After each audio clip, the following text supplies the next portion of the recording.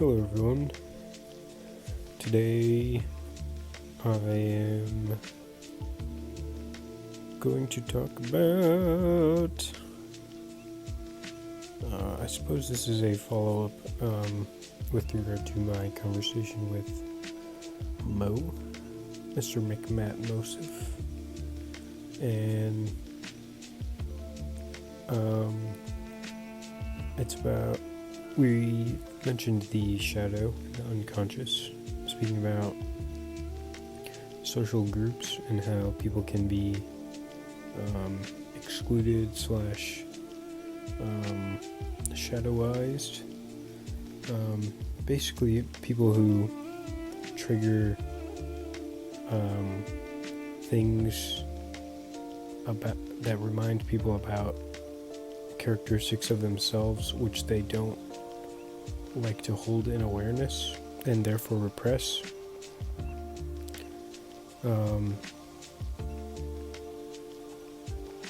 Like, I'm trying to think of a good example, but I think that makes sense. You know, it's like, for example, a religious person walks into a den of atheists. Imagine just a seething trough of atheists just cackling. You know, they're like, whoa, religion. I'm not a religious person, but actually they are. They're just repressing it. They are just, hopefully that you kind of get the vibe of what I'm saying. You know, they're like, they don't want to consciously acknowledge that they are. Maybe I'm biting off more than I could chew. You know, I probably should have picked a simpler example, but, you know, everybody's kind of religious. So if you deny that, then when you see people who are embracing their religiousness, or whatever word fits best there, their inevitable connection with the sacred or something, tendency to sacralize, or be okay, you know, then when they see people, or yes, people who are more, you know, when they see people who are more like standing in their faith or whatever, then, like Jesus, you know, then they will stone that person basically and excommunicate them, and or excommunicate. So that's my understanding. Now, here's the thing: is that, like, when you, let's say, connecting this to Galahad's work, is that if you,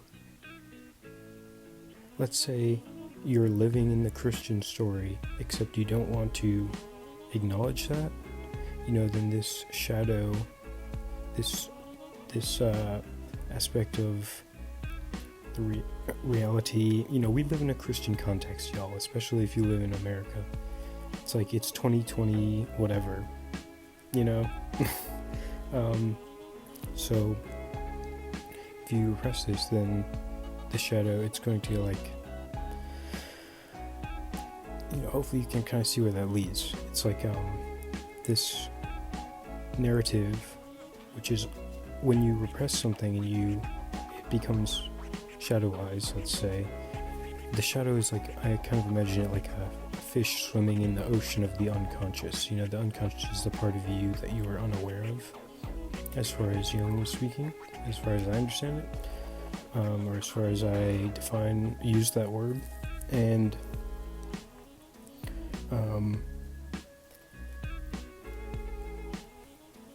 I guess I should say this is also a response to Neil's comments. Neil commented about this, so I figured I should, rather than textualize my relationship with these topics, I figured I'd record something. So, but connecting it to how we see the world through the shadow, in a sense, it's like, basically, if you repress something, then it's like swimming in the unconscious. You're not really aware of those things, and then when they're in the unconscious, if you're not relating to the unconscious, like in a intentional, perhaps, way, then it will rule you, and it will kind of color your actions and perceptions, basically, as far as I have been understanding these things or using these terms. And so, speaking of from thy shadow shineth light, it's that, when we relate to the things that have been shadowized, or that are in our shadow, that we consciously, I don't want to butcher this, man. I'm I don't want to speak for the man,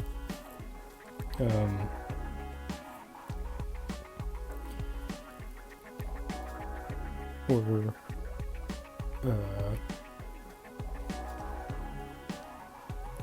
the being which is operating the Galahad on this YouTube channel, the man is operating, the man, Griffin, is operating that channel.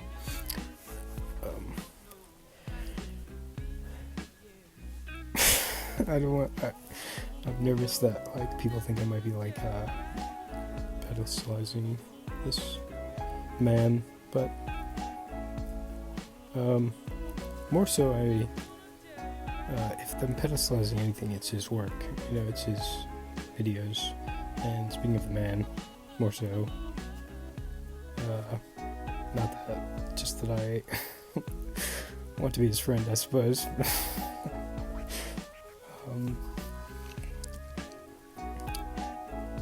Anyway, so yeah, that's kind of how I see that all as connecting. And yeah, hopefully you found this interesting. Neil, if you're listening, shout out Neil. Hopefully you found my riffing on these terms interesting and perhaps insightful, and I look forward to listening to your conversation about the unconscious / the unknown unknowns. Maybe to close it off with just a final thought about that is that, that's kind of, I think that's how Jung understood the unconscious, is that it's the unknowns. And then as we learn to kind of interface with the unconscious, and man, my phone screen was on for a bit there, and now it went off, and thinking clearer suddenly. As we relate to it, then we are less ruled by it, I suppose, but also all the good things as well. Or we come to know some of the unknowns about our self and about reality, or I suppose ourself, with the capital S, which would be the whole self, not just the ego, which is your conscious awareness, essentially.